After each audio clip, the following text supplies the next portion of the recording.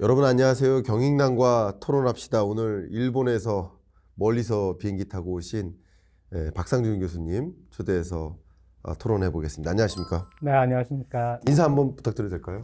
네, 안녕하세요. 박상준입니다. 네. 와세다대에서 지금 학생들 가르치시고 네, 비행기 타고 이렇게 오셨는데 종종 한국 이렇게 오시잖아요. 네. 한 1년에 대여섯 번 정도 오시지 않으십니까? 그 정도 될 것 예, 같아요. 그런 것 같은데 엔저 심각하게 야기됐을 때 24년 연중 중반에 네, 네, 그때는 이제 한국 오시기 좀 부담스러우셨을 텐데 네, 그렇죠. 지금은 음, 원화가 더 약화돼서 네, 그나마 좀 오시기 여유 생기셨을 것 같아요. 네, 조금은 그렇죠. 그 엔화 100엔에 대해서 한국 원이 뭐 800원 이렇게도 갔었으니까요. 지금은 한 900, 뭐 30, 40 정도 하니까 네. 조금 낮습니다. 좋습니다. 미국은 못 가죠. 미국 가기는 원화도 약세고 엔화도 엔화도 약세니 약세고요. 미국 가기는 참 힘들고 네, 네, 맞습니다. 맞는 말씀 주셨습니다. 자, 일단 환율 말씀을 살짝 질문 드리고 싶은데 네, 엔화 가치가 급락했을 때 24년 중반 그때의 어떤 배경을 뭐라고 혹시 진단하시는지, 그리고 지금은 원화 가치가 엔화보다 더 급락하게 되는 현상은 또 무슨 배경에 있다고 생각하시는지. 네, 환율에 민감하신 교수님이시니까 그죠? 왜냐하면 네. 이제 일본에서 월급을 받으시고 네. 한국을 종종 오시니까 네. 이 환율에 더 민감하시거든요. 그래서 네. 제가 한번 질문 드려봅니다. 네, 그 일본 엔 같은 경우에는 가장 큰 변동 요인은 금리 차예요. 그리고 또 금리에 대한 예상. 맞아요. 그러니까 미일 금리 차가 확대가 되면은 일본 금리가 그만큼 싼 거니까 그때는 엔화 가치도 싸게 되고요, 떨어지고요. 그런데 또 지금의 현지의 미일 금리 차뿐만 아니라 미래에 가까운 미래에 미국은 금리를 내릴 것이다, 일본은 금리를 올릴 것이다. 네. 그래서 금리 격차가 작아진다. 라고 예상을 하게 되면은 그때는 이제 선제적으로 먼저 엔을 사니까 네. 다시 또 엔화 가치가 좀 올라가고 했는데 최근에는 다시 그 일본에서 상황이 굉장히 우리가 블랙 먼데이라고 할 수 있나요? 8월 달에 한번 그 주가가 전 세계적으로 급락을 한 적이 있었죠. 네, 그때 이후로 굉장히 미국 경기도 어떻게 될지 모르겠다, 전 세계적으로 좀 불안하다 하는 인식이 퍼지면서 일본에서도 그때까지 금리를 올리는 그 작업을 일본은행이 하고 있다가 멈췄죠. 그 동결을 해가지고 더 이상 금리를 올리지 않고 있으니까. 일본이 금리를 올리지 않고 있으니까 일본 측에서는 미일 금리 차가 축소될 요인이 없어진 것이고요. 또 미국 측에서는 금리를 인하를 하긴 하는데 인하하는 그 속도가 굉장히 예상보다 느려지고 폭도 작아졌으니까, 그러고 나니까 다시 미일 금리 차가 우리 예상한 것만큼 그렇게 빠른 시일 내에 빠르게 축소되진 않겠구나 하는 예상이 퍼지면서 그렇게 되니까 또 일본 엔화가 굉장히 약하게 되더라고요. 네. 말씀 감사합니다. 그러니까 이 원달러 환율뿐만 아니라 뭐 원엔 환율도 그 환율에 영향을 미치는 변수가 굉장히 많으니까 그걸 정리하기 쉽지 않은데 특히 금리 차를 중심으로 네. 이제 말씀을 주셨습니다.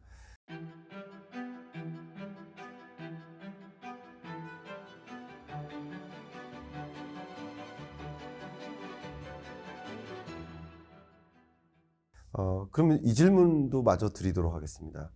한국의 원화 가치가 최근 많이 급락했는데 이 정치적 리스크가 한 몫을 했다라고 볼 수 있겠죠.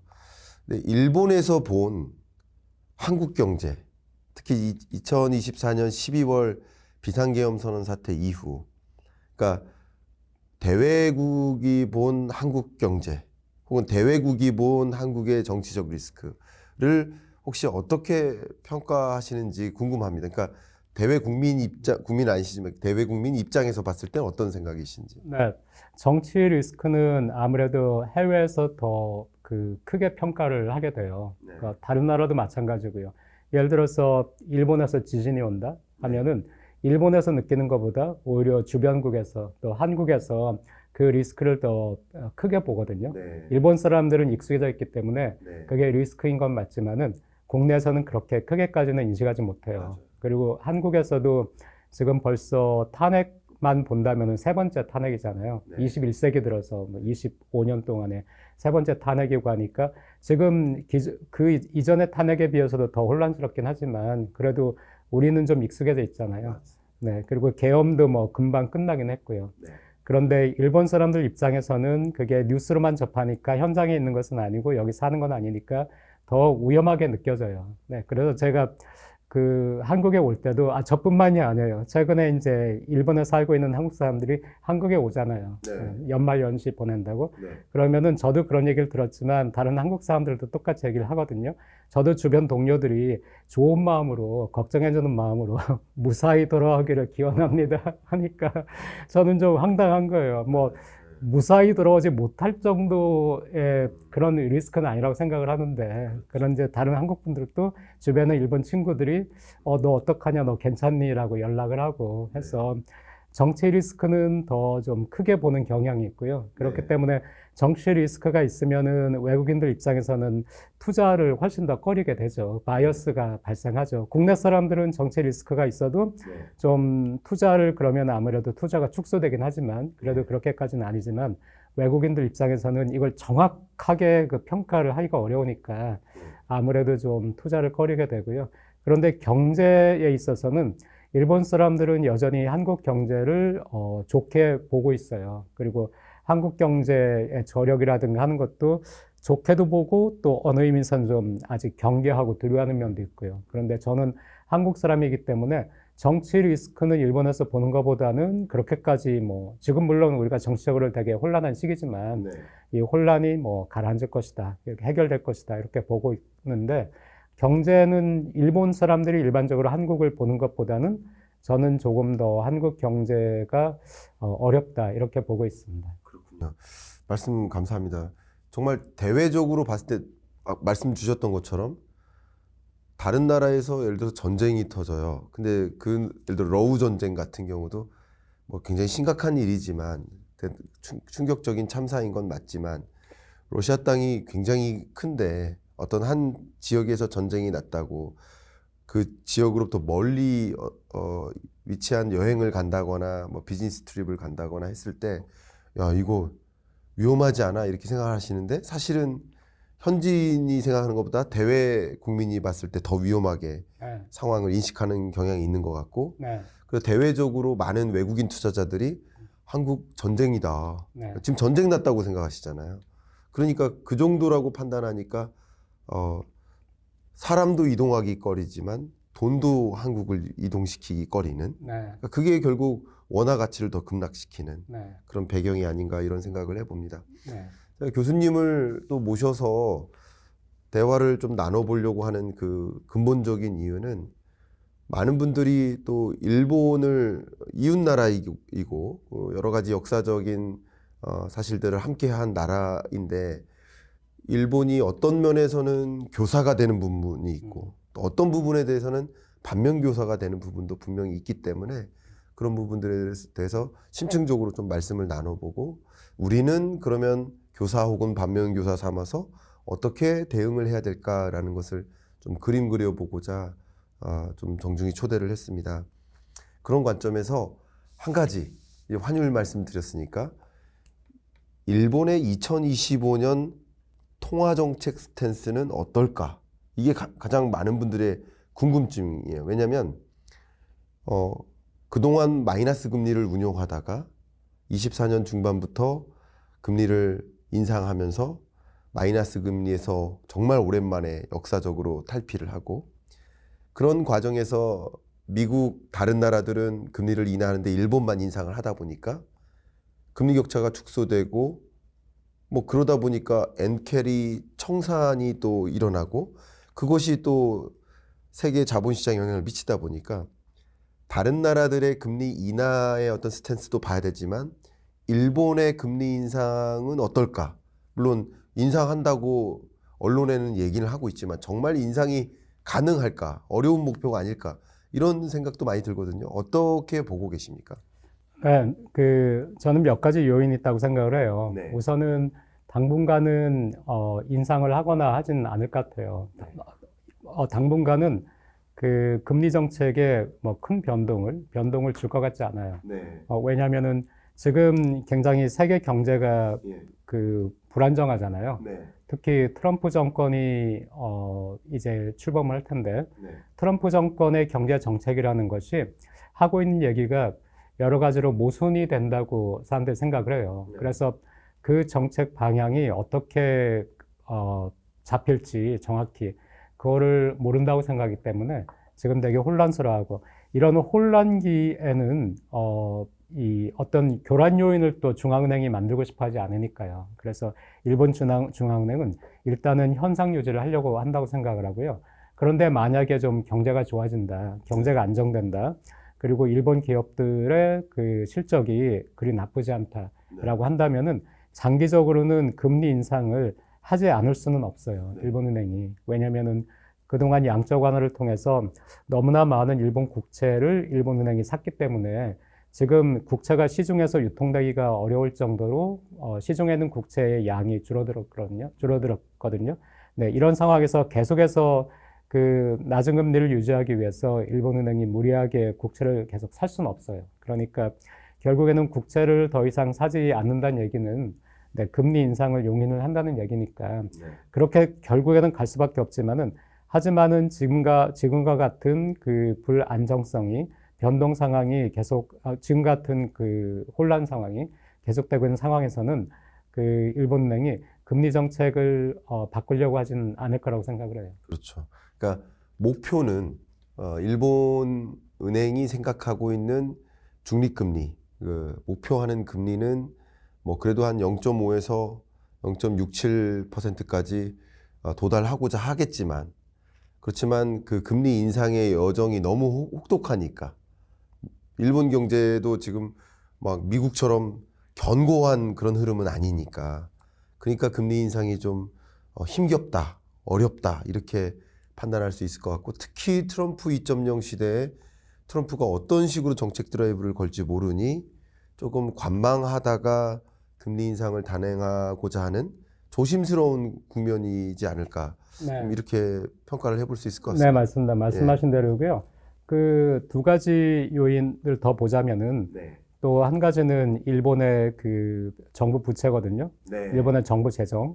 근데 일본이 2023년하고 2024년 뭐 중반 정도까지 경기가 좋다 보니까 이제 2025년이 되면은 자기네 재정이 균형을 이룰 수 않을까 그런 예상도 했어요. 네. 그래가지고 더 이상 빚을 늘리지 않아도 된다면은 그러면은 금리 인상을 해도 할 만한 여건이죠. 왜냐하면 정부 부채가 너무 많으면은 금리 인상을 하는 것이 신규 국채를 계속 많이 발행을 해야 되면은 금리 인상을 하는 것이 굉장히 부담스러운데 신규 국채의 발행이 좀 축소된다면은 금리 인상을 좀 해도 되죠. 그래서 정부 재정이 좀 양호해질 것이다. 그러니까 금리 인상을 좀 할 수 있는 여력이 있다.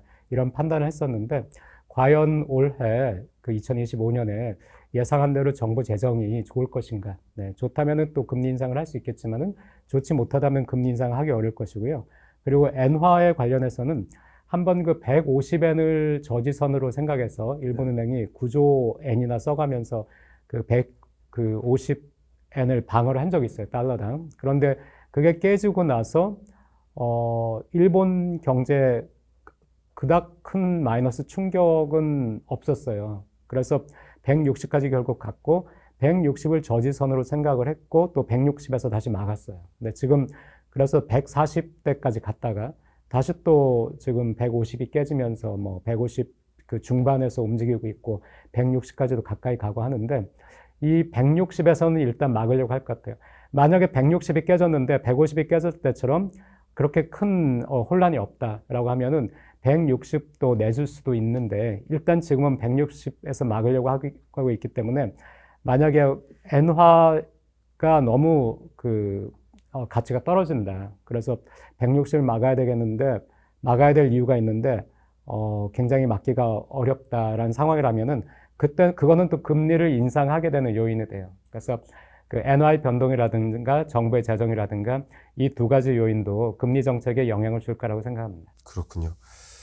참 말씀 주셨던 것처럼 지금 환율 또 일본의 금리 결정 이런 것들이 또 향후 2025년에 어떤 영향을 줄까 하는 궁금증을 많이 갖고 계실 텐데 가장 대표적인 또 한 가지 궁금증이 2024년에 하나의 중요한 변수였던 엔캐리 청산.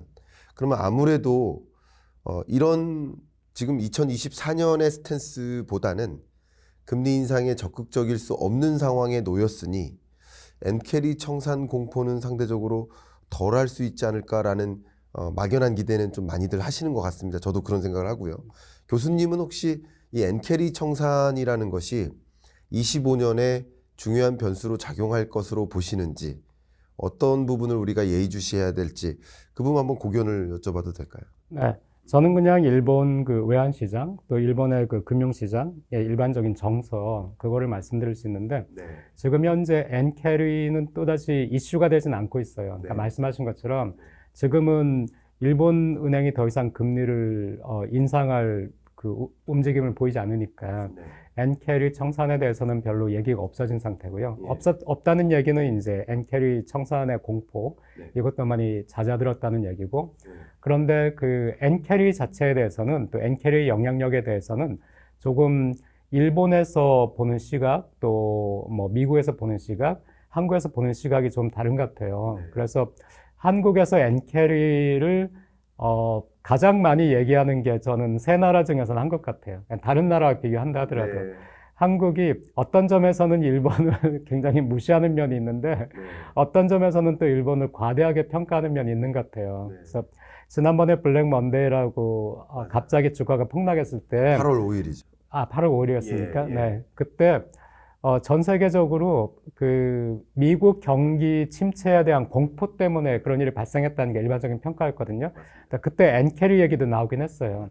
근데 제가 메이저 통신이나 메이저 그 경제 그 페이퍼들을 보면은 되게 엔캐리 얘기를 하기도 하지만은 엔캐리는 마이너한 비유거나 아니면은 경기 침체에 대한 공포가 있기 때문에 투자금을 회수를 하는 과정에서 엔캐리도 발생을 했다. 그리고 물론 일본에서 금리 인상이 그 전에 있었던 것도 요인되겠지만은 금리 인상이 있고 나서 금방 그 엔캐리 청산이 얘가 나오진 않았거든요. 그땐 조용했는데 나중에 이제 블랙 먼데이가 발생하니까 그때 엔캐리 얘기가 막 나왔기 때문에, 그래서 미국이나 일본의 시각에서는 엔캐리 얘기가 나오긴 했지만은 엔캐리가 그 메이저한 뉴스는 아니었어요. 마이너한 뷰라고 봤는데 한국에서는 그게 제가 느끼기에 굉장히 메이저 이슈가 돼가지고 많이 하시더라고요. 그래서 그런 좀 차이점이 조금 있고, 하지만은 그 엔캐리 자체가 금융시장의 교란 그 요소는 될 수 있잖아요. 엔캐리가 발생하면은 그만큼 투자금이 회수가 되는 것이고, 투자금이 회수가 되면은 투자를 했던 그 지역, 한국이 됐든 미국이 됐든 그곳에 그 주가는 영향을 받을 것이고요. 네, 그렇기 때문에 그런 요인은 있지만은 지금 현재 정리하자면은 엔캐리 청산의 공포는 지금 많이 잦아든 편이고, 그리고 엔캐리 청산의 공포는 물론 있지만은 좀 한국에서 다른 나라에서 보는 것보다 한국에서 좀 그걸 과도하게 보시는 것 같다, 이런 느낌이 있습니다. 그렇군요. 자, 지금까지 정말 이 한국과 일본을 넘나들면서 금융시장, 그리고 금융시장에서 나타나는 어떤 현상, 그런 것들 좀 정리를 해봤는데, 이제 좀 본격적으로 일본 이야기를 좀 들어가 보도록 하겠습니다. 지금 한국 경제 하면 가장 많이 떠오르는 그 대주제, 그리고 아마 24년 연초였던 것 같습니다. 저랑 교수님하고 제 기억에 그 방송에서 네네. 예. 네. 그러니까 그럴 때 많이 나왔던 그 대주제가 피크 코리아라는 네. 주제. 그래서 그러니까 피크 코리아는 피크 아웃 코리아의 줄임말인데, 결국은 한국 경제 성장률이 뭐 한때 70년대는 뭐 14% 성장을 한 적도 있었잖아요. 네. 추세적으로 계속 10%대, 7%대, 5%, 3%, 2%도 이제 깨져서 1%대로 내려왔습니다. 이 부분 더 추가적으로 말씀드리면 1월 초에 기재부에서 발표한 한국 경제 전망치가 1.8%입니다. 근데 여기서 더 중요한 것은 이 비상계엄 선언 사태 이후 이 정치적 리스크가 확대됐는데, 이게 한국 경제에 미칠 영향은 전혀 반영하지 않았습니다. 또 안타까운 연말 사태가 참사가 있었죠. 그 참사가 줄 충격도 반영하지 않았습니다. 그러니까 이런 충격을 우리 한국 경제에 주는 부정적인 이런 충격을 반영하기 전 단계의 전망치가 1.8%인 거고, 그러면 이런 것은 1.8%라고 가정해도 23년이 1.4%였거든요. 성장률이. 24년이 2.1%고요. 그냥 긍정적으로 가정하더라도 올해가 1.8%라고 기재부가 전망했다는 것은 이 세 개를 평균하면 그냥 평년 1.8% 성장이 어렵다는 흐름이거든. 3년 연속. 그런 흐름으로 우리는 생각하면 좋겠는데 이제 1%대로 내려온 거다. 그러면 우리도 잃어버린 10년 진입하는 거 아닌가 하는 질문을 가장 많이 하십니다. 제가 보고 있는 이 한국 경제에 대한 지금의 우려, 진단인데, 일본에서 정말 오래 사셨잖아요, 교수님. 그리고 거의 한국에 사신 기간만큼 일본에서 사시지 않았습니까? 네, 그렇습니다. 거의 그렇죠. 비슷하게 사신. 비슷하게 살았습니다. 그렇죠, 맞아요. 네. 그런 분으로서 잃어버린 30년을 나름 이제 지켜보신 거잖아요. 일본을 사시면서.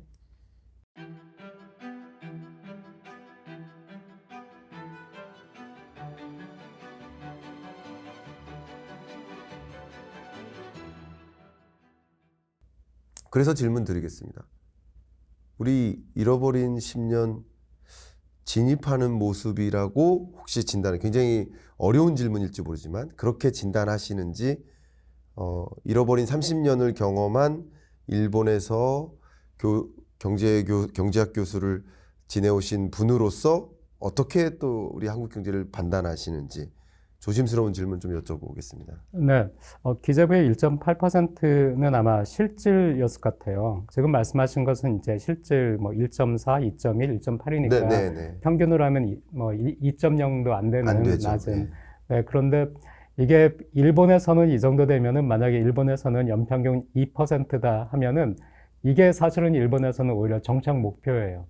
네. 실질 GDP 증가율 2.0%. 네. 그러니까 일본인에 비교한다면은 지금 한국이 보여주는 이 GDP 성장률도 아주 나쁜 건 아니에요. 네. 그만큼 일본이 예. 네, 힘이 약하다는 얘기고요. 네.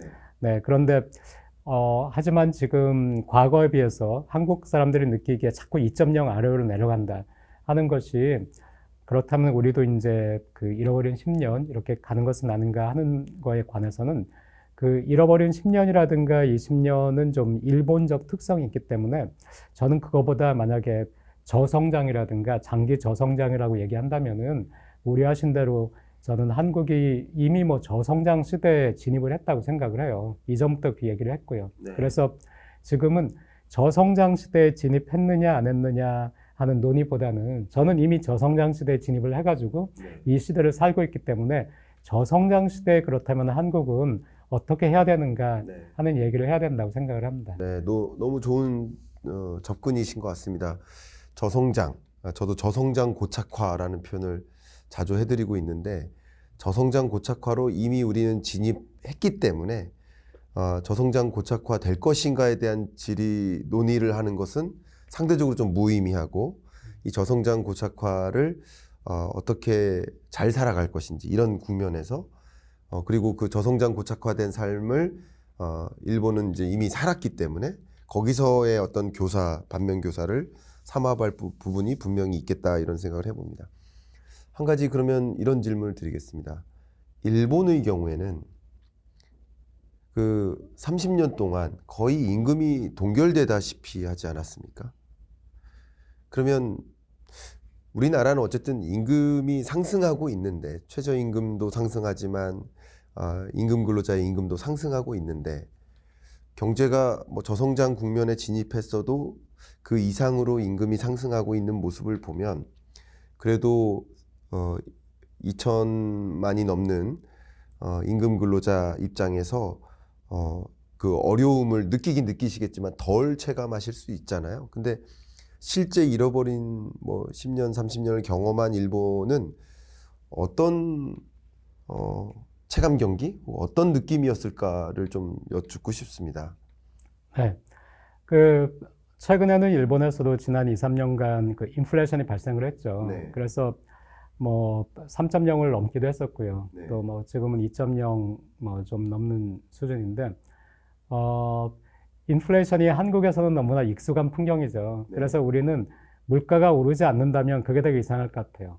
그런데 일본에서는 물가가 오르니까 그게 굉장히 이상한 풍경이었어요. 그러니까 너무 물가가 오르지 않는 거에 제로 인플레이션 여기에 익숙해 있다 보니까 물가가 오르는 것이 오히려 좀 신선해 보이는, 이상해 보이는 그런 광경이니까 그런 점에서 일본인들에게 익숙한 어떤 경제 현상이라는 것이 한국인과는 다를 수 있다. 네, 그런 말씀 먼저 드리고 싶고요.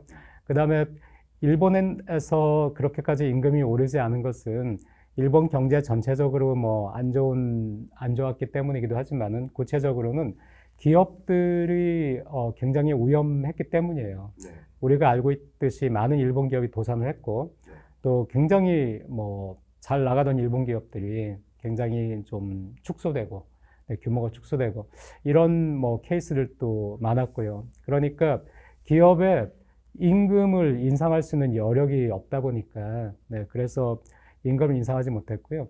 또 일본에서도 굉장히 그 실업률도 높아지고 고용률도 낮아지고 비정규직 비율도 높아지고 이랬던 시기들이 있었거든요. 그런 시기들을 거치면서 일본에서는 고용이 안정되는 것이 굉장히 중요하다. 이게 거의 뭐 이제 사회적 합의를 이르렀기 때문에 노동단체도 노동조합도 임금 인상을 요구하지는 않아요. 대개 노동단체가 뭔가 그 요구를 하게 된다면은 그 고용 안정, 고용을 유지하는 것이고요. 그런데 이제 2012년, 2013년, 뭐 4년 이때부터 다시 일본 기업들 실적이 많이 회복되기 시작했거든요. 그때부터 일본 노동단체도 임금 인상을 요구를 했고 또 기업도 임금을 인상했기 때문에 최근에는 또 그 소위 말하는 노사정 모두 임금 인상을 하려고 노력을 하고 있고요. 그래서 지난 10년 정도 임금이 오르긴 했어요. 하지만은 1997년이 그 일본에서의 임금의 피크였는데 2023년 그까지는 아직 그 97년의 피크에 근접은 했지만 2013년, 12년 정도까지는 많이 낮았고요. 97년의 피크보다는 그 뒤 10년 정도 꾸준히 조금씩 올랐지만은 그래도 여전히 97년의 피크보다는 조금 낮은 상태. 아마 2024년 통계가 나오면은 97년 피크를 혹시라도 넘어섰을 수는 있겠어요. 그래서 그렇게까지 임금이 오르지 않았고 그 대기업을 비롯한 그 기업들의 실적과 임금이 연동이 돼서 움직였다 이렇게 말씀을 드릴 수 있겠습니다. 네, 그 임금이 오랫동안 이제 오르지 않은, 그러니까 소위 그런 장기간의 그 시간을 거치면서 일본 국민 입장에서는 뭐 제가 한번 생각을 해보면 좀 일종의 상실감, 박탈감, 특히 상대적 박탈감, 다른 나라들에 비했을 때, 그럼 어쩌면 더 나쁜 표현은 자괴감, 이런 게 좀 들지 않았을까 하는 생각도 합니다. 왜냐하면 일본이 뭐 몇십 년 전까지만 해도 사실 세계 여행 떵떵거리고 다니고 그리고 다양한 고급 서비스를 누리고 하던 시대에서 이제 동남아 혹은 뭐 일본이 보기에는 상대적으로 덜 개발된 그런 덜 발전된 그런 나라의 국민들이, 한국 국민이 일본으로 많이 여행 와서 소위 이제 서비스를 받던 입장에서 서비스를 드려야 되는 입장으로, 고객의 입장으로 바뀌다 보니까 다른 나라들은 임금이 계속 상승하던 나라였는데 일본은 상대적으로 정체됐으니까 이제 소득 격차가 이제 좁혀지는 거죠. 그런 좀 마음을 더 느꼈지 않았을까 하는 생각도 합니다. 어떻게 보십니까? 네, 그렇습니다. 말씀하신 대로죠. 그래서 일본에서 저는 대학에서 20대 초반의 학생들을 가르치잖아요. 20살 정도에. 그리고 제 자신은 이제 뭐 그 애들의 뭐 부모 세대에 있고요. 그러니까 일본에서 제 세대, 지금 청년들의 부모 세대, 아니면 그 이상의 세대와 지금 청년 세대가 가지고 있는 일본을 보는 눈이라든가 해외를 보는 눈이 달라요. 네. 그러니까 왜냐하면은 제 세대는 버블 시기를 경험을 했던 거예요. 일본이 피크했던 시기를. 예. 그러니까 말씀하신 것처럼 상실감 같은 게 있겠죠. 그래서 버블이 끝나고 나서 그 이후에 일본에서 그 자살률이 OECD에서 가장 높은 자살률 아니면 뭐 1, 2위 하는 자살률 아주 높은 자살률을 보였던 것이 네. 90년대 말하고 2000년대 초 그때였거든요. 그러니까 버블 끝나고 나서 한 10년의 세월이 흐르고 나서 그때부터 이제 잃어버린 10년이라는 얘기가 나오면서 일본 사람들이 이제 막 자괴감, 상실감을 느끼기 시작한 시작이었죠. 그래서 그때 그 자살률도 굉장히 높았고요. 그리고 그런 높은 자살률이 한 2010년 정도, 왜냐하면 또 그 뒤에 일본 경제가 조금 좋아졌다가 리만 샥도 와서 2009년, 10년 그때 또 일본 경제 되게 안 좋았거든요. 11년까지. 11년에 동일본 대지진도 있었고요. 그래서 2010년 정도 같으면 이제 잃어버린 20년이 되는 거잖아요. 그래서 잃어버린 10년하고 잃어버린 20년 사이, 그때가 일본이 자살률이 제일 높았을 때였어요. 그러니까 그 말씀하신 상실감과 자괴감을 느끼는 것이 버블이 끝나자마자 느낀 것이 아니라 버블이 끝나고 나서 10년 정도가 흐른 다음에 그때부터 일본 경제가 본격적으로 타격을 받고 또 고용 환경도 본격적으로 타격을 받고 하면서 드디어 이제 일본인들이 우리 사회가 우리 경제가 뭔가 이상하다 하는 걸 느끼면서 10년 정도 2000년부터 한 2010년 정도 그 10년 동안의 자살률이 꽤 높았었고요. 그런데 그렇게 하면서 일본 사람들도 여기에 적응을 한 거예요. 제가 그냥 저성장 시대를 인정하고 저성장 시대에 어떻게 살 것인가를 논의하자라고 얘기하는 것을 일본 사람들은 저성장을 한 15년 정도 겪고 나서 네. 드디어 자기네가 저성장에 있다는 걸 그때서야 인정을 하기 시작을 했어요. 그렇기 때문에 저성장을 인정하고 나서 일본 사회가 조금 편안해지면서 저성장에 맞는 이제 정책들을 추진을 하면서 네. 그때부터는 좀 일본 사회가 편안해졌다고 할 수 있고요. 그래서 지금은 자살률도 굉장히 낮아졌어요. 범죄율 자살률이 일본이 지금은 꽤 과거에 비해서 많이 낮아졌고요. 그리고 또 제가 가르치는 젊은 아이들은 2000년 이후에 태어난 아이들이잖아요. 버블을 경험한 적도 없고 이미 일본이 저성장 상태에서 10년 이상을 지난 다음에 그때 태어난 아이들이고 이 아이들이 10대가 됐을 때부터 오히려 일본 경제가 조금씩 안정되고 좋아지는 것을 경험을 했어요. 그렇죠. 네, 그리고 소니라든가 히타치 같은 기업들이 부활하는 것을 경험을 했고요. 네. 그리고 이 아이들은 자기네가 10대 때부터 이미 한국 드라마라든가 한국 케이팝 같은 것을 일상적으로 접촉을 하면서 지낸 거예요. 그러니까 그 아이들은 한국이라는 나라에 대해서 일본보다 못하다 이런 게 별로 없고 오히려 동경하는 것도 있고요. 뭐 사람에 따라 다르죠. 그러니까 평균적으로는 한국과 일본을 동등하게 보지 일본이 더 위에 있다고 보질 않아요. 네. 그리고 우리 학생들도 마찬가지예요. 한국 학생들도.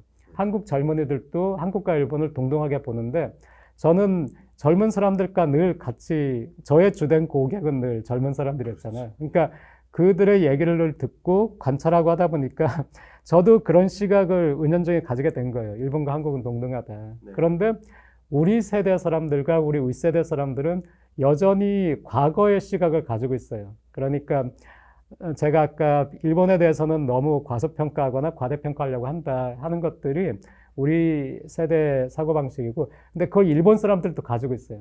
그러니까 일본 사람들도 우리 세대는 이미 한국이 1인당 GDP에서 일본을 넘어섰다든가 네. 한국의 뭐 드라마라든가 팝이라든가 하는 것이 전 세계적으로 유행한다. 네. 또 본인들도 뭐 한국 드라마 좋아하고 이런 것도 있죠. 그러면서도 젊은 시절 자기들이 봤던 한국, 그때 인식했던 한국을 지금도 기억하고 있기 때문에 지금도 일본이 더 위에 있다고 생각을 해요. 네. 근데 현실이 그렇지 않으니까 거기에서 조금 어떤 괴리감 같은 거를 느낄 수는 있을 거예요. 그래서 저는 저희 세대나 일본 사람이나 한국 사람에 대해서 저희 세대나 저 윗세대에 대해서 세상은 이미 완전히 바뀌었는데 지금 AI 시대고, 네, 로봇의 시대고, 뭐 우주에 가는 시대고 이 시대인데 그 일본에 대한 인식, 한국에 대한 인식을 20년 전, 30년 전, 40년 전에 그 인식을 가지고 있다는 것이 그게 너무 이상한 것이다. 그러니까 인식을 바꾸라 이렇게 얘기를 하고 있습니다. 아, 너무 정말 중요한 말씀 주신 것 같습니다.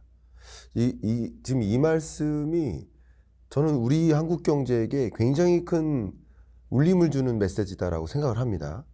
그러니까 잃어버린 10년을 소위 저성장 고착화를 경험하고 있는 시대라고 정의한다면 한국은 이미 잃어버린 10년에 진입한 게 맞고요. 그러니까 저성장 국면에 진입한 게 맞고요. 근데 일본 같은 경우도 그 저성장 국면에 진입했을 때 아니라고 부정하는 기간이 있었단 말이죠. 네, 근데 그 기간이 지나고서 나중에서 느꼈을 땐 좀 이미 늦어버린 판단일 수도 있고요. 네, 자기 스스로를 어떻게 진단하느냐가 중요하잖아요. 네, 네, 의사도 우리 사람의 몸을 제대로 진단해야 제대로 된 처방을 내리는데 네, 내 몸은 이미 아파가고 있는데 나 안 아프다고 진단을 내리면 아무 처방을 할 필요가 없는 거잖아요. 맞습니다. 그러니까 그런 시간을 이미 일본이 느꼈고 10년 정도 네, 우리 괜찮아라고 계속 선진국이니까요. 계속 그렇게 했었는데 그런 일본도 한 10년 정도 지나서 자괴감을 느끼고 자살률이 올라가고 박탈감을 느꼈다라고 하셨다면 네, 그러면 우리도 만약에 그런 부분에 있어서 3년 정도 저성장 국면에 이미 진입했다라고 가정을 했을 때 23, 24, 25 네, 가정을 했을 때 우리도 그러면 이 국면에서 벗어나기 어렵다면 우린 지금 아니라고 버티고 있는 건데 네, 그럼 저의 말씀에 대한 소감은 네, 어쩌면 네, 조만간 우리가 뒤늦게 이걸 현실 인식을 하는 순간 네, 큰 박탈감을 느낄 수 있다. 그러니까 일본이 느낀 그 자괴감을 우리도 피할 수가 없는 거다라는 네, 생각을 합니다. 네, 그래서 일본이 인식이 늦었었던 부분에 대해서 한번 우리도 좀 공부를 해보고 네, 그럼 우리는 어떻게 스스로를 인식하고 나아가야 될지. 그러니까 수능이라는 거예요. 수능. 예, 예. 저성장 고착화를 받아들이고 그것에 맞게 또 어떻게 대응해야 될지를 고민하는 거. 이게 정말 중요한 이슈라고 저는 생각을 했거든요. 네. 교수님 말씀 속에서. 네. 그 조금 전에 말씀하신 의사의 비유, 네. 의사가 정확한 진단을 해야 되는데 만약에 의사도 정확한 진단을 못 한다면 그것도 문제고 네. 의사가 정확한 진단을 했는데 내가 내 몸은 내가 알아 하면서 그거를 거부하면 병을 고칠 수 없잖아요. 굉장히 좋은 비유라서 저도 다른 곳에서 써먹어야 되겠네요. 네, 굉장히 예. 그 말씀을 들으니까 굉장히 좀 더 선명하게 네. 일단은 네 말씀하신 것처럼 지금 한국도 일본도 병이 있어요. 그러니까 병이 있는데 내 몸에 병이 있구나 이거를 알기까지 시간이 오래 걸리면 그만큼 병은 더 깊어지게 되는 거잖아요. 근데 한국도 일본도 병이 들었다는 의미가 한국도 일본도 이미 실패한 게 있어요. 되돌릴 수 없는 것이. 예를 들어서 고령화 같은 경우에 그러니까 우리가 일본을 보면서 고령화 정말 문제야. 저출산 정말 문제야. 또 청년 인구의 감소, 청년 인구의 비중의 감소 이런 것들도 정말 문제하는 얘기를 오래전부터 사실 알고 있었잖아요. 뭐 네. 10년도 더 됐을 것 같아요. 이런 얘기가 나온 것이. 하지만은 결국에는 우리도 고령화가 심하게 지금 돼가고 있고 저출산 굉장히 심각하고 네, 뭐 이런 것들이 이미 진행이 됐죠. 그러니까 이미 이만큼 진행이 됐다는 거는 우리는 이 고령화라는 병에 이미 빠진 거잖아요. 그러니까 일본이 그랬듯이 이미 이 부분은 실패를 했어요. 그러니까 실패한 상황에서 병에 걸린 상황에서 이 병을 어떻게 고칠 것인가 아니면은 뭐 어떻게 개선할 것인가를 얘기를 해야 되고 그리고 또 하나 일본이 실패한 것이 기업들의 사업 재편 같은 거거든요. 네. 그러니까 90년대 일본 생각한다면은 80년대까지 일본 생각한다면은 뭐 80년대 젊었을 때 제가 워크맨이라든가 정말 대단했거든요. 소니의 워크맨이 전 세계적으로 유행했지만은 저는 소니의 워크맨을 살 돈은 없어가지고 이제 카피된 거, 뭐 다른 이름 없는 전자회사에서 소니 워크맨 카피해가지고 만든 그런 것들을 썼었는데 하지만 90년대를 생각한다면은 90년대 전 세계적으로 이제 이름을 알리기 시작한 그래서 2000년대 정말 꽃을 피운 기업이라면은 마이크로소프트라든가 뭐 페이스북이라든가 아마존이라든가 다 애플이라든가 미국 기업이에요. 그리고 또 애플에서 음원을 스트리밍 해가지고 뭐 과거에는 이제 아이팟이라는 거였지만 나중에는 뭐 아이폰이라든가 아이패드 같은 걸로 해서 음악을 들으니까 뭐 소니가 아무리 워크맨 잘 만들어도 이제 워크맨이 필요 없는 시대가 됐잖아요. 그러니까 그런 어떤 새로운 기술, 새로운 조류, 그리고 IT, 이거를 90년대 일본이 잘 따라가지 못했어요. 그렇게까지 뭐 대단했던 일본 기업들인데 이제 90년이 되고 90년대 후반부터 뭐 2010년 정도까지는 굉장히 존재감이 미미해졌죠. 그러니까 그런 일본 기업들이 새로운 변화에 적응을 하지 못하고 과거에 굉장히 잘 나갔지만은 이제는 점점 어려워지는 이런 시기를 겪었는데 한국 기업도 최근에 우리가 막 어느 기업도 어렵다, 어느 그룹도 어렵다, 어느 그룹도 어렵다, 굉장히 어렵다는 얘기를 많이 듣잖아요. 근데 어려운 이유가 되게 보면은 자기가 굉장히 잘했던 영역에서 미국 기업에 치이거나 중국 기업에 치이거나, 네, 우리가 배터리도 굉장히 한국이 전 세계 최고야 이렇게 얘기했지만은 중국의 그 BYD라는 자동차 회사가 굉장히 잘 나가면서 그 BYD에 납품을 하는 중국의 배터리 기업들이 또 굉장히 배터리 시장에서 큰 비중을 차지하고 기술력마저도 전기차나 배터리에서 중국이 굉장히 따라오고 하니까 그런 부분이라든가 뭐 조선철강은 옛날부터 얘기가 나왔지만은 그 외에도 우리가 좀 더 잘하고 있어라고 믿었던 뭐 반도체 같은 경우에도 그 중국이 최첨단은 아니지만 그 양산하는 반도체 중에서는 굉장히 기술력이 따라오고 있다든가, 그러니까 한국 기업들이 잘한다고 믿었던 많은 부분에서 지금 굉장히 초조감을 느끼고 있는데 일본 기업들은 그 과정을 또 한 15년 겪다가 나중에는 과거에 자기네가 정말로 잘했던 부분들, 뭐 반도체라든가 아니면은 뭐 배터리라든가 또 가전이라든가 이런 것들을 다 포기를 하고 다른 쪽으로 다 자기네가 잘할 수 있는, 소니도 뭐 게임 쪽이라든가 게임에서 이제 메타버스라든가 막 우주라든가 하는 쪽으로 달아나고 뭐 히타치도 뭐 솔루션이라든가 한쪽으로 달아나고 하면서 새로운 사업을 찾아가는 기간이 일본이 오래 걸렸는데 찾아가고 나니까 이제 또 일본에서 임금이 상승하고 또 기업의 실적이 좋아지고 했거든요. 근데 일본도 일본 기업들이 좀 또 일본 국민들이 그런 전 세계의 변화를 감지를 못하고 사업 재편을 못하고 있었던 그 실패의 기간이 있었는데 한국도 지금 그 실패의 기간을 지내고 있기 때문에 네, 저는 그것도 실패였다고 생각을 하고, 하지만은 이제 한국 기업들도 자기네들이 강하게 할 수 있는 영역을 또 새로 찾아서 아니면 지금 잘하고 있는 그 부문에서 좀 더 높은 기술력을 가지고 그 경쟁사들을 압도할 수 있는, 그렇게 될 수 있다면은 또 이 병이 이제 치유가 되는 거잖아요. 네. 지금 현재는 그 고령화 문제도 그렇고 한국 기업의 사업 재편 문제도 그렇고 한국은 일단 병이 들었다 생각을 하고 있고요. 이 병을 어떻게 극복하느냐 하는 것이 이제 향후 그 한국과 일본의 과제라고 생각합니다. 아, 너무 중요한 말씀 주셨고요. 저도 상당 부분 공감합니다.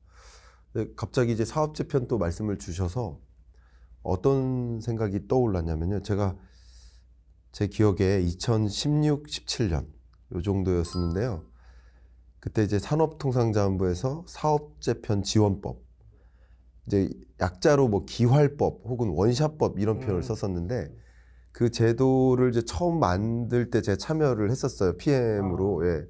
근데 그 제도를 만들 때 거의 이제 기반이 됐던 게 일본 법이었습니다. 네네, 맞습니다. 네, 기억하실 겁니다. 네네. 그래서 그걸 기초로 해서 사업재편을 좀 원활히 해야 된다라는 방향성을 만들었었던 기억이 납니다. 네. 근데 저희가 경익남과 토론합시다에서 주신 말씀에 대한 제 토론적 의견을 한번 드려보면, 미국 같은 나라 보면 시가총액 기준으로 상위 뭐 한 20대 기업을 쭉 나열하면 매일 바뀌어요. 그리고 작년하고 올해하고 완전 달라요. 그러니까 이게 다른 게 바뀌는 이유가 위에 있던 기업들이 떨어져서 바뀐 게 아니라 새로운 기업들이 치고 올라와서 바뀌어요. 그러니까 이게 바로 사업재편이 원활한 나라의 모습이고, 그러니까 지금의 미국이 있고, 그러니까 미국으로 돈이 더 쏠려서 미국 주가만 더 오르고 그게 또 강달러의 배경이 되고, 이런 모습이라고 보는데, 한때 예를 들어 조선업, 철강업 다 장악했던 게 영국이었고 나중에 미국이 됐고 그리고 일본으로 건너왔다가 한국으로 왔던 게 중국으로 갔잖아요. 네. 철강, 조선 이미 시장 점유율 중국이 압도하잖아요. 네. 네. 그 외에 그 다음 어떤 유망 산업 보면은 자동차, 스마트폰 뭐 전기차는 물론이고 반도체 이런 영역도 결국 미국이 더 잘하다가 일본이 더 잘하다가 한국으로 왔다가 지금 중국으로 조금씩 건너가는 과정이에요. 네. 그러니까 우리나라 안에서 사업 재편을 계속 이루어서 미래 유망 산업을 계속 가져가고 다른 유니콘 기업이 또 대기업으로 성장하고 이게 돼야 되는데 그냥 거기에 정체돼 있다 보니까 다른 나라한테 뺏기기만 있는 거죠. 네. 그런 모습이지 않나라는 생각을 저는 하고 있고 네. 반도체를 가지고 제가 짧게 토론적 의견을 하나 드리면 파운드리 실적이 얼마 전에 나왔거든요. 3분기 기준입니다. 이것도 4분기 기준 실적은 한 2월 정도가 돼야 나올 겁니다. 근데 정말 심각한 건 파운드리 영역에서 한국이 한때 20%를 넘게 장악했었거든요. 네. 그리고 독보적인 기업이 TSMC가 60% 정도를 장악했는데 재밌게도 TSMC의 시장 점유율, 세계 시장 점유율은 파운드리에서 여전히 63%를 유지하고 있더라고요. 네. 근데 3분기 기준으로. 근데 한국 삼성전자의 파운드리 시장 점유율이 9.3%로 떨어졌습니다, 지금. 네. 그런데 왜 떨어졌나 봤더니 중국의 파운드리, 반도체 파운드리 기업 3사가 9.1%까지 올라왔어요. 네. 시장 점유율이. 네. 근데 이게 3분기 기준인데 4분기 기준으로는 역전할 것 같아요. 지금 이 추세를 보면. 네.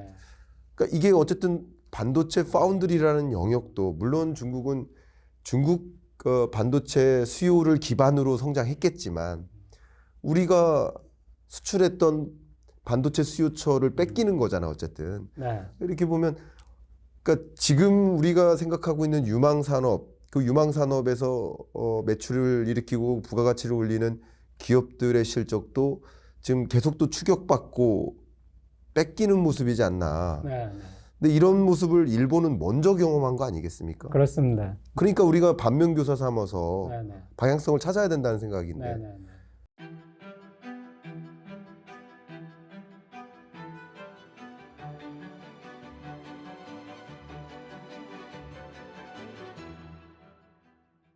이런 부분에 대해서 좀 어떤 의견이신지 뭐 교사 혹은 반면교사적인 측면에서 네네. 다 말씀 주셔도 좋겠습니다. 네. 우선은 그렇기 때문에 기업이 굉장히 중요해요. 네. 제가 늘 그래서 기업의 역할, 일본을 보니까 결국에 제가 많이 강조를 했었는데 일본이 망했다 하는 얘기를 듣는데도 네. 일본 사회는 사실 지금 보면 되게 평온하거든요. 네. 그리고 제가 말씀드렸듯이 21세기에 태어난 그 아이들, 지금의 청년들은 굉장히 활기차게 또 자기 삶을 살고 있어요. 좋아하면서. 그러니까 그런 것들의 이면에는 기업의 실적이 있거든요. 네. 그러니까 일본이 주가도 마찬가지고요. 지금 일본 주가가 뭐 굉장히 뭐 사상 최고다 이런 얘기도 하고 있는데 일본의 그 기업 실적이 사상 최대일 때 주가도 사상 최고가 되는 것이고요. 네.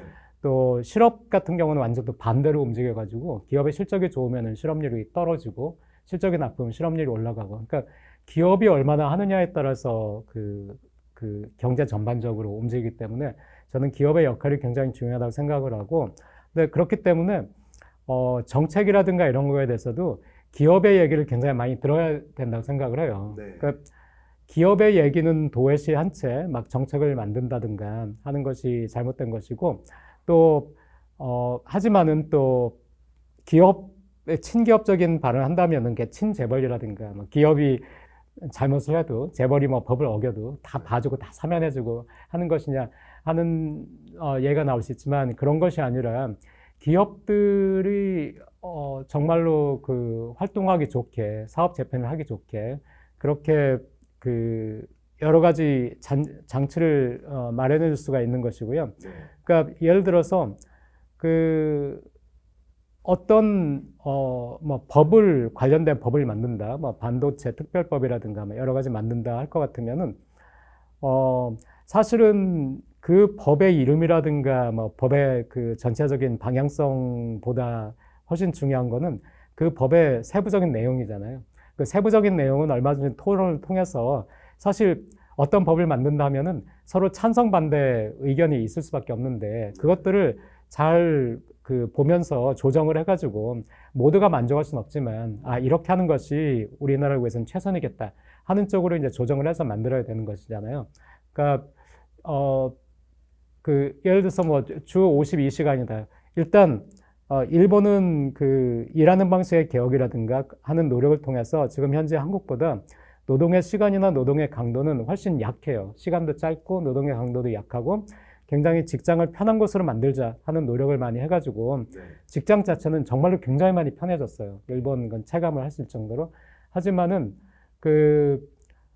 반면에 그 일정 그 직종에 한해서는 우리 같으면 주 52시간 그 제약인데 일정 직종에 한해서는 그것에 제약을 받지 않도록 하고 있는데 대개는 이제 굉장히 연봉이 높은 전문직, 연봉이 높은 전문직은 어떤 자기의 파워가 있으니까 사용주의 컨트롤을 받지 않는다. 그렇기 때문에 연봉이 높은 전문직 같은 경우에는 본인이 원한다면은 더 많은 시간을 일할 수 있도록. 그런데 지금 반도체 업계에서도 반도체 연구직에 한해서는 연봉이 굉장히 높은 연구직에 한해서는 그 시간을 더 일을 할 수 있게 해달라라고 하는데 이런 거라면은 저 같으면은 그 연구자들을 인터뷰를 하겠어요. 그래서 연구자들이 우리도 정말로 그러니까 뭐 1년 내내 길게 일한다는 것이 아니라 우리는 연구 특성상 3개월, 뭐 4개월 정도는 정말 밤낮 가리지 않고 연구를 하지만은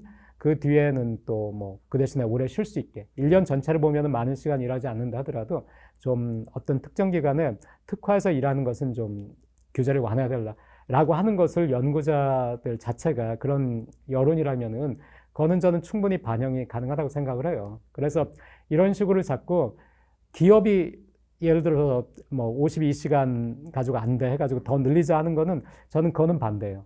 왜냐하면은 우리보다 훨씬 잘 사는 선진국 독일이라든가 뭐 프랑스라든가 일본은 뭐 우리보다 잘 살지는 않지만 그래도 일본 같은 경우에도 우리보다 훨씬 더 짧은 노동 시간을 가지고 있는데 한국이 굳이 또 긴 노동 시간으로 들어갈 필요가 있는가 하면서 하지만은 이 세부 사항 중에서 만약에 어떤 특정 그 산업에서는 특정 연구직에 한해서는 정말로 연구가 뭐 게임이라든가 있을 수 있겠죠.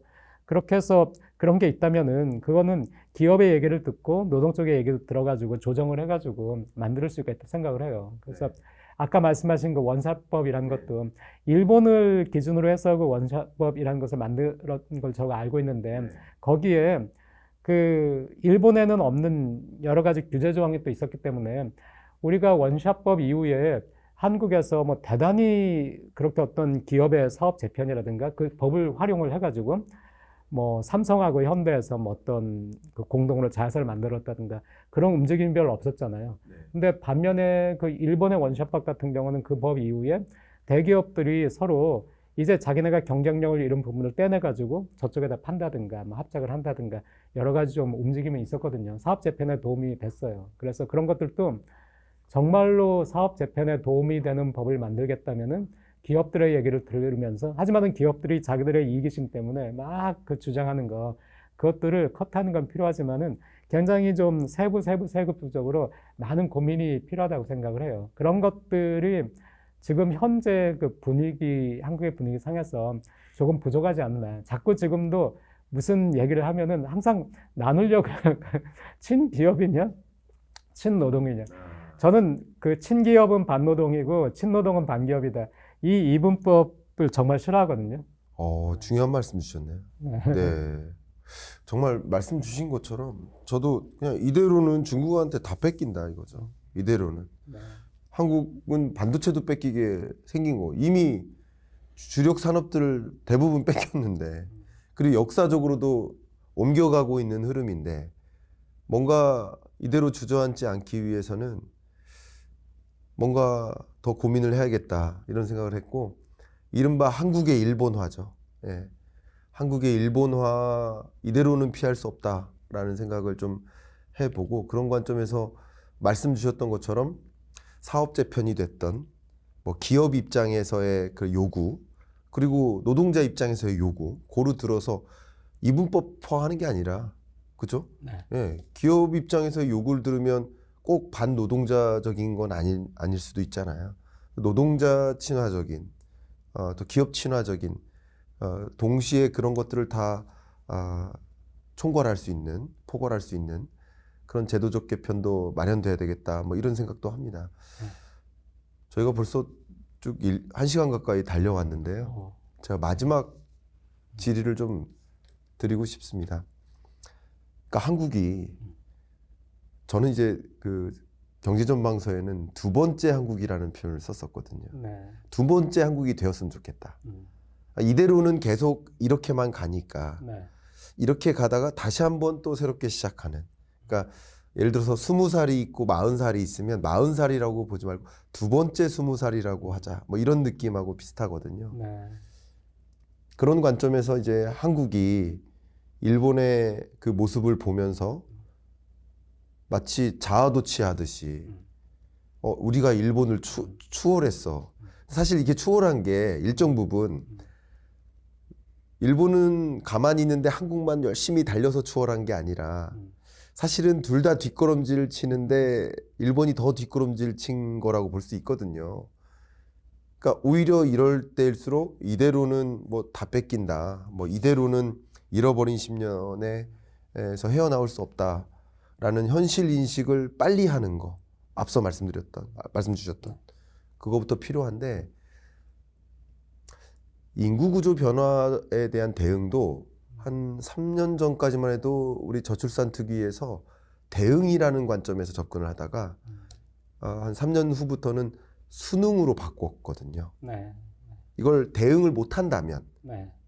이것에 맞는 체제 하에 잘 사는 방법을 고민하자라는 네. 접근이거든요. 네. 그러니까 어쨌든 우리 한국 경제가 당면한 현실 문제 인식이 제대로 돼야 된다라는 생각을 하는데 그런 관점에서 마지막 질문 드리겠습니다. 어떻게 해야 될까요? 우리 한국 경제 어떻게 나아가야 할까요? 두 번째 한국을 만들기 위해서 어떻게 해야 될까? 이렇게 한번 여쭙도록 하겠습니다. 네. 저는 첫 번째는 뭐 기업의 역할 중요하기 때문에 기업들이 잘 하기를 응원하는 수밖에 없고, 네, 기업들한테 좀 많이 좀 그 응원하면서 네, 또 부탁을 드리고 싶고, 그런데 또 한국 전체로 본다면은 말씀하신 것처럼 이미 뭐 고령화 시대에 접어들었잖아요. 그렇기 때문에 과거와 같은 인식으로는 안 된다고 생각을 하고, 일본에서 그 중요한 변화 중에 하나가, 제가 지금 일본 사회는 평온하다고 말씀드렸는데 일본이 고용률이 전 연령에서 70대 이후를 제한다면은 전 연령에서 고용률이 한국보다 그 높아요. 특히 여성 같은 경우는 많이 차이가 나거든요. 그런데 그렇게 말씀드리면은 일본은 그거다 비정규직 아니냐, 그 파타임이 늘어서 그런 거 아니냐라고 말씀하시는데 2013년부터 2023년까지 정규직은 한 200만 명 좀 넘게 일자리가 늘었고요. 비정규직은 100만 명 넘게 일자리가 늘었어요. 그러니까 비정규직, 정규직 전부 다 일자리가 더 늘었는데 정규직이 더 많이 늘었고, 그렇기 때문에 정규직 비율도 그 일본이 더 높아요, 한국보다. 네. 그러니까 일본이 임금이 되게 낮잖아요. 하지만은 임금은 낮지만은 일하는 사람이 훨씬 더 많고, 한국보다. 그리고 일하는 사람들이 정규직이 훨씬 더 많고, 그 다음에 특히 20대, 30대의 정규직 비율은 일본이 훨씬 높아요. 그러니까 일본 사회는 그런 과정을 겪으면서 그 은둔형 외톨이라고 하는 히키코모리라는 말, 취업 빙하기, 이게 일본에서 먼저 생겼잖아요. 그러니까 이게 아까 제가 말씀드린 일본의 그 암흑기, 일본 사람들이 막 박탈감을 막 느꼈던 그 자살률이 굉장히 높았던 뭐 1990년대 후반에서부터 2000년대 초반, 그때 이제 그런 말들이 막 생기고 했는데, 그렇게 그 은둔형 외톨이 청년들이 취업을 못 해가지고 그런 상태에 있는데, 그러면은 이 사람들이 20대에서 시작돼가지고 30대, 40대, 50대, 그때 20대의 은둔형 외톨이가 된 사람이 지금 50대에도 은둔형 외톨이로 지내면서 여전히 우리 사회, 그 일본 사회에 부담을 주고 있는 거예요. 근데 그렇기 때문에 20대 청년들에게 일자리를 준다는 것이 이 장기적인 일본의 안정을 위해서는 정말 중요하구나. 이것들을 생각하기 때문에 20대 청년에게 좋은 일자리 주는 거를 굉장히 기업도 그렇고 일본 전체가 노력을 많이 해요. 그러니까 정년 연장을 하더라도 이 정년 연장이 20대 고용에 악영향이 끼치지 않을 수 있도록 그런 거를 봐가면서 이제 여러 가지 그 제도를 만들게 되니까. 근데 한국 같은 경우에 지금 20대 청년 고용이 정말로 나빠요. 정말로 고통스러워하거든요, 많은 20대 청년들이.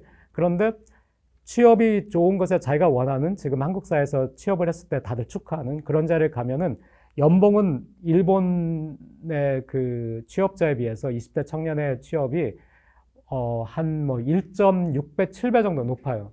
그러니까 연봉이 높은 것은 확실해요. 하지만은 취업이 되지 않은 아이들은 아예 소득이 제로인 거잖아요. 그리고 또 취업을 했어도 비정규직으로 계속 지내는 그 청년들은 또 굉장히 불안해하면서 살고 있는 거잖아요. 근데 일본은 연봉은 훨씬 낮지만은 근데 대부분의 자기가 정규직을 원하는 대부분의 청년은 정규직이 되고 있거든요.